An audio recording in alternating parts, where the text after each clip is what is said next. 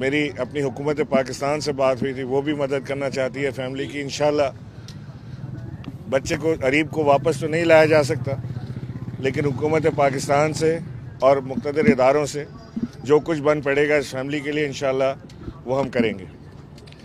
मैं खराज तहसीन देना चाहता हूँ न्यूजीलैंड की गवर्नमेंट को, उनकी वज़ीर आज़म को, कि जिस तरह से इस वाक़े के बाद पूरी न्यूजीलैंड की कौम ने और वज़ीर आज़म ने जिस तरह से रिस्पॉन्ड किया, उससे तमाम आलम इस्लाम के लोगों का दिल उन्होंने जीत लिया है।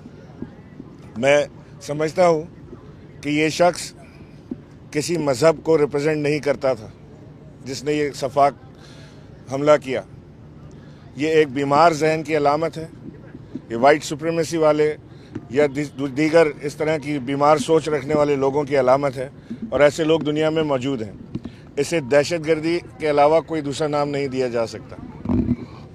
इसके साथ वही सलूक होना चाहिए जो एक सफाक कातिल के साथ होता है।